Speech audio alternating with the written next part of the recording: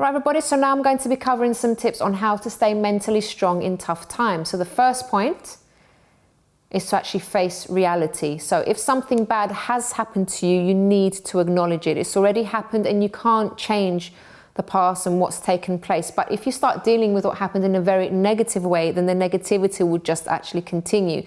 So of course, initially you may be in shock, you will feel angry, you'll probably be very emotional, you're human, that's normal, but it's not safe to remain in that situation. So if you're constantly telling yourself, for example, this shouldn't have happened to me, I didn't deserve this, I won't be able to move on, you'll never actually be able to see a way to turn your life around.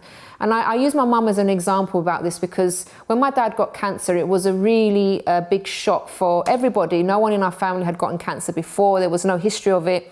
And he was actually the first person that we had experienced it with. And we were expecting him to recover, to have his chemo, everything will be all right. And then that didn't happen. So within 2 years, he died. And it was such a shock because, for example, my mum, she got married to my dad when she was 17. And they were married for over 40 years.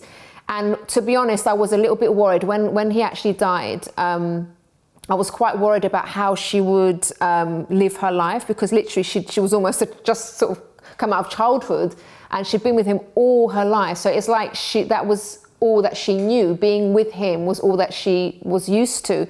So I was thinking to myself, wow, it's going to be difficult for her to adapt, and how is she going to adapt? So it was a bit of a concern of mine. But I saw how, yes, of course, there was a grieving process. She was angry at first.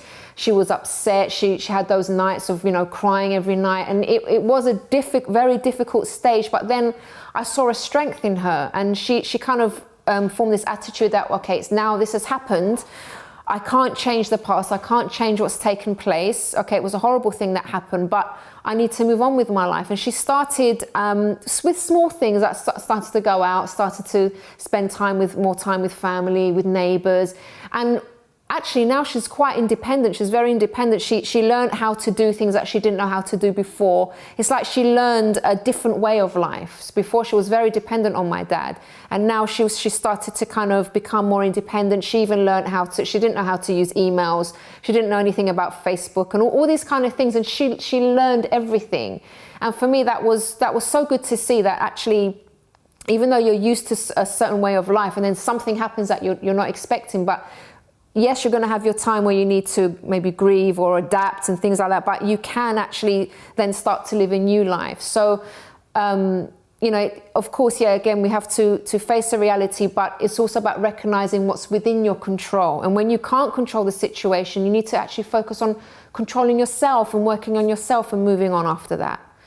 The second point that I'd like to talk about is to control the negative thoughts. So your mind can actually be your best friend, or it can be your absolute worst enemy. So you really need to filter the kind of thoughts that go on in your head. And sometimes we can get into this cycle of not actually realizing that we're kind of even talking back. We're having a conversation with negativity. So when something comes into your mind like, oh, you're never going to move on, and you have that kind of thought, and then it's like, instead of maybe kind of cutting that thought off and say, actually, I am going to move on, I'm going to have a new life, then you sit down and have coffee with this negativity and say, yeah, it's true. How am I going to move on? It's impossible.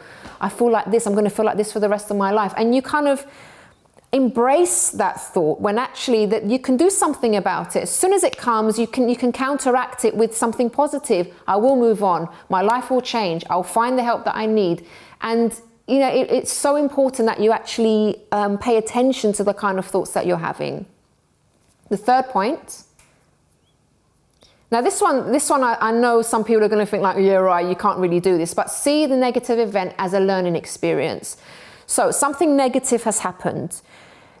Yes, it's not a nice thing to go through, whether that's losing someone, whether that's something that, like what Diana went through, something that you weren't expecting, a change in your life, a sudden change that you weren't expecting. It seems like there's nothing good that can come out of that. Well, actually, as Diana even mentioned, there's something that you can take from that and use for something positive. So whether that's to help other people, whether it's to actually prompt you to do something different with your life, to do something that you'd never thought of. So maybe if that negative thing hadn't happened, you would never have considered something else in your life that actually could work out really, really well. So though it's hard, though it might seem like a very dark time, if you keep your mind as positive as possible and actually think, okay, what can I take from this experience? What can I use this experience to better my life now? Because I can't change what's happened. I can't change the past, but I can change what the rest of my life is going to be like.